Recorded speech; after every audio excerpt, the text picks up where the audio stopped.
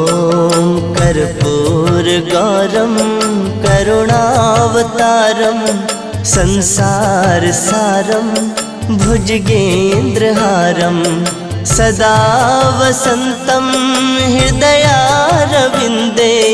भवं भवानी सहितं नमामि भवं भवानी सहितं नमामि। ॐ कर्पूरगौरं